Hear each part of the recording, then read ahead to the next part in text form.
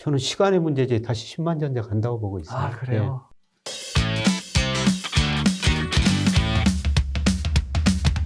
어떤 채권형 펀드나 채권 투자 비중을 늘리는 건 아직 유효하다라고 얘기를 해주셨는데, 한편으로 또 생각하면 보통, 물론 지난해는 아니었습니다만, 채권 시장이 좋으면 주식 시장 떨어지고, 예. 주식 시장 좋으면 채권 시장 떨어지고, 사실 예. 이게 보통의 일이잖아요. 예. 작년에는 둘 다 안 예. 좋았지만. 예. 채권 시장이 만약에 올해 좀 살아난다고 하면 예. 주식 시장은 브레이크인가? 라는 단순하게 생각이 드는데, 여기에 대해서는 어떻게 보세요? 근데 가장 기본적으로 생각하면요. 금리가 떨어지면은 주가는 오른 거죠. 그렇죠? 그러면 금리가 떨어지면 채권 가격이 오르니까 주식 가격도 오르죠. 네.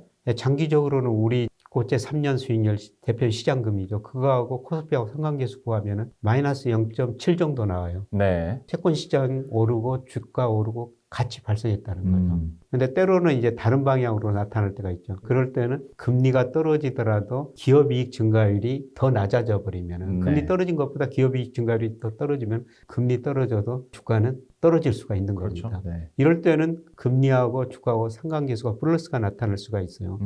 대표적으로 일본의 그 90년대 거품 붕괴되면서 일본 10년 국채 수익률하고 그 다음에 일본 니케 225하고 하면요. 네. 상관계수가 플러스가 0.8 정도 나와버려요. 그러니까 금리가 떨어지면 주가가 올라야 되는데 일본 같은 경우는 금리도 떨어졌는데 주가도 같이 떨어졌다는 거예요. 네. 그거는 금리가 떨어진 것보다 기업이익 증가율이 실적이 안 더 많이 좋아서. 떨어져 버리면 금리가 떨어져도 주가 못 오르는 거죠. 그래서 일본의 경우를 보면은 금리하고 주가가 오를 때는 경기 회복 시기가 약간 있었을 때요.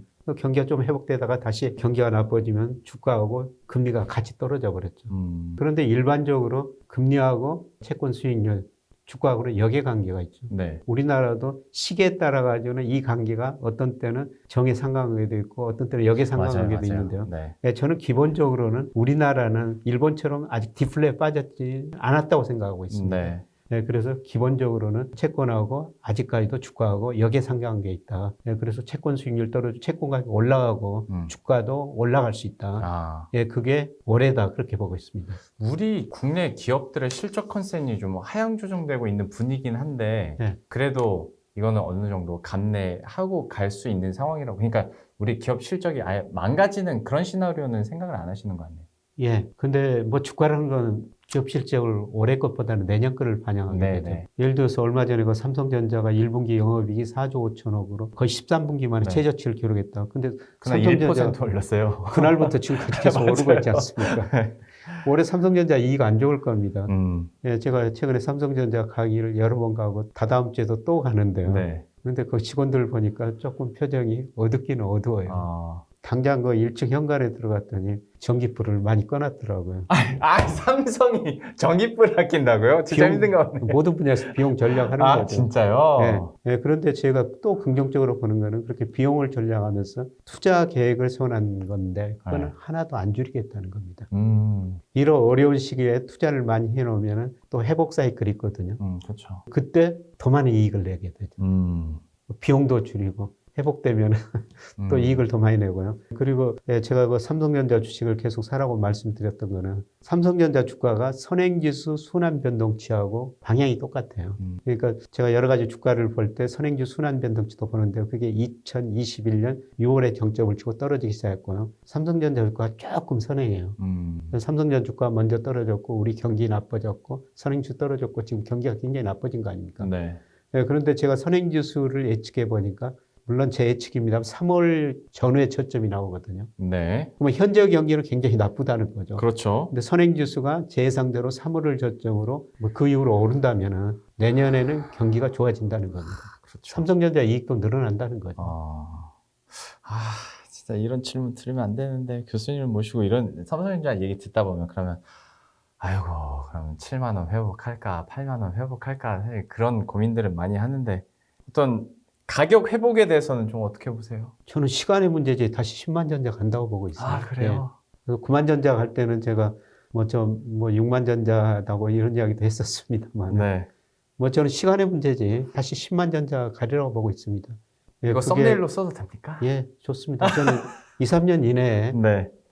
10만 전자 가리라고 보고 있거든요. 아, 진짜. 근데 요새 제가 곰곰이 생각해 보니까 우리가 세계에서 미국보다 잘한 게 두세 가지가 있습니다. 네. 그 하나가 반도체예요. 반도체. 특히 디램 분야. 음. 그러니까 미국도 중국도 우리 반도체에 대해서 관심이 많고 반도체 때문에 우리 목에다 힘주고 있지 않습니까? 그렇죠. 네.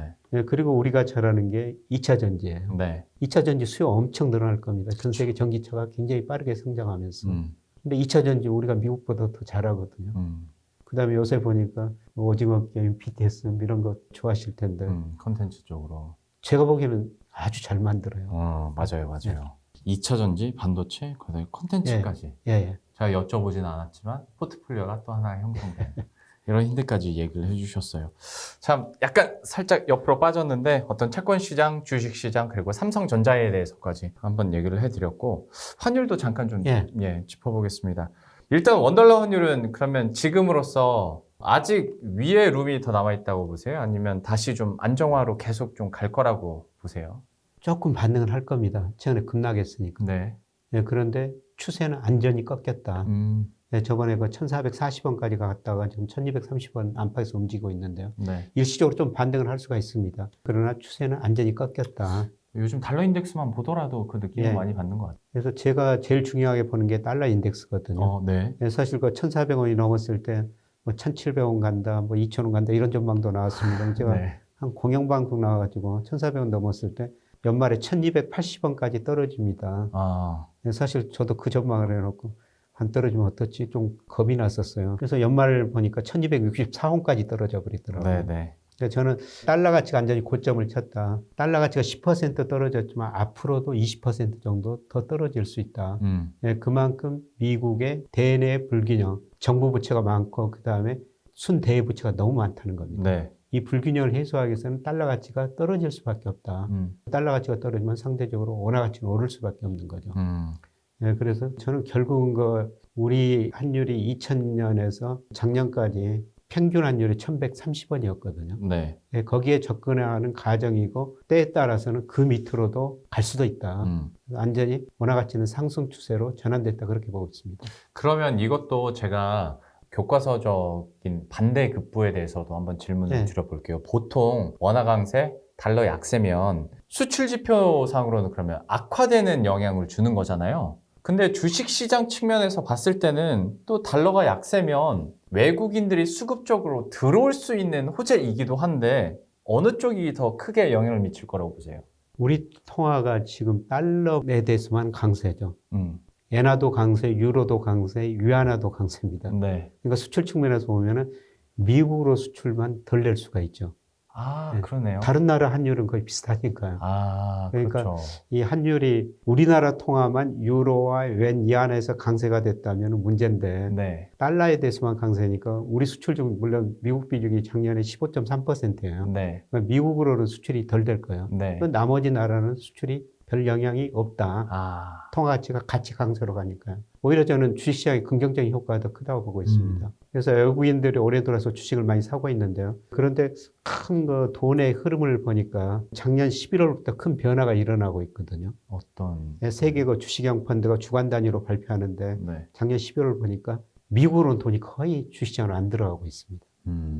그게 일부가 유럽으로 들어가고 있고 더 많은 돈이 아시아 신흥시장으로 많이 들어오고 있거든요. 우리나라로 들어오고 있고 특히 중국으로 많이 들어가고 그렇죠. 있어요. 맞아요. 네, 저는 돈이라는 게 눈이 있어가지고 굉장히 똑똑하다고 보고 있거든요. 돈의 흐름을 보면은 앞으로 달러 가치는 계속 떨어진다. 달러 가치가 떨어지니까 다른 데로 가야 되죠. 그래서 우선은 유로로 갈 수 있고 유럽으로 갈 수 있고 네, 그 다음에 아시아 신흥시장으로도 많이 들어올 수가 있는 거죠. 그래서 오늘 제가 들어오기 전에 이번 주 자금 흐름을 한번 보고 왔습니다만은 거기에 이런 내용이 있어요. 네, 그동안 미국 시장으로 정말 많은 돈이 들어갔었는데 좀 아시아 시장으로 돈이 많이 들어오고 있다. 네, 그거는 세계적인 투자자들이 아시아 큰 기업들을 사고 앞으로도 사는 자금일 것이다. 이런 코멘트가 있었던데요. 저는 그 코멘트가 정확하다고 보고 있습니다. 진짜 기가 막히게 다음 질문이 그거였거든요. 제가 봤던 자료는 OECD 자료였는데 올해부터 2026년까지 그러니까 미국이나 뭐 유럽권 선진국들은 한 성장률이 1% 내외, 1%도 안 되는 곳도 있는데 아시아 시장은 4% 내외일 거라는 거예요. 그렇죠. 물론 어떤 파이 자체가 다르니까 이 비율이 좀 다르게 나타날 수 있겠습니다만 그래도 지금으로서 투자 매력도가 선진국보다는 아시아 쪽에 있다라는 걸 텐데 뭐 일맥상통하는 그러면 아시아 쪽으로 우리가 조금 더 포커싱을 하는 것도 올해부터 앞으로의 어떤 투자 전략일 수도 있겠네요. 예, 그렇죠. 세계은행뿐만 아니라 IMF 전망치를 보더라도요. IMF가 2027년까지 세계 경제를 전망해 놨는데 올해부터 2027년까지 세계 경제에서 미국 GDP가 차지하는 비중이 계속 축소해요. 그런 달러 가치가 계속 하락한다는 그런 의미가 됩니다. 네. 예, 그래서 세계 자금들이 미국보다는 다른 지역을 찾게 될 텐데요. 예, 그런데 사실 중요한 거는 우리 젊은 분들이 지난 10년간 미국 주가가 제일 많이 오르는 것만 봤거든요. 맞아요. 예, 그래서 일부에서는 미국 주식에 미쳐라. 네. 이런 말까지 나오면서 미국 주식을 좋아하는데요. 예, 저는 2000년에서 2009년까지는요. 네. 2000년에 미국 IT 거품이 붕괴되고 미국 주가가 10년 동안 제자리를 했습니다. 네. 예, 지난 20년 동안 보니까 시가총액 상위 10위에 남아있는 유일한 회사가 마이크로소프트라고요. 네. 근데 마이크로소프트 2000년에 정점을 치고 거품이 붕괴되면서 제자리 오기까지는 꼭 10년이 걸리더라고요. 네. 예, 그런데 제가 2000년보다 여러 가지 경제 변수로 평가하면은 미국 주가 그보다 더 가대평가됐다는 겁니다. 버핏 지수 그렇죠. 명목 GDP에 비해서 그렇죠. 그 다음에 실러 PER 보더라도 지금 굉장히 가대평가되어 있고요. 그다음에 미국 가계자산 중에서 주식 비중이 54%까지 올랐다 51% 떨어졌는데 장기 평균이 43%예요. 네. 저는 앞으로 10년은 미국은 별로 안 좋으리라고 보고 있습니다. 그 말씀대로라면 미국 거품 꺼지는 속도도 더 가팔라질 수도 있겠네요. 예, 그렇습니다. 그래서 처음에 제가 우리 주가는 가소평가 영역에 들어섰다. 근데 미국 주가는 아직도 가대평가 영역이 있습니다. 예, 대표적으로 명목 GDP에 비해서 우리 주가가 24% 가소평가됐다. 같은 기준으로 보면은 S&P 500 기준으로 보면은 지금도 13%나 가대평가됐어요. 예. 저는 큰 연기금 가서도 강의해달라면은 제발 올해는 미국 비중 좀 줄여주십시오. 대신 아시아 비중을 좀 늘려주십시오. 이런 말씀을 드리는데요. 아마 쉽지는 않을 겁니다.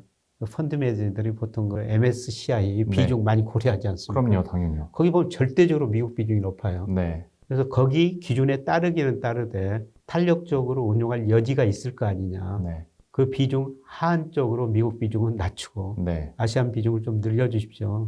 이런 말씀을 드리는데요. 저는 앞으로 10년은 아시아 시장이라고 보고 있습니다.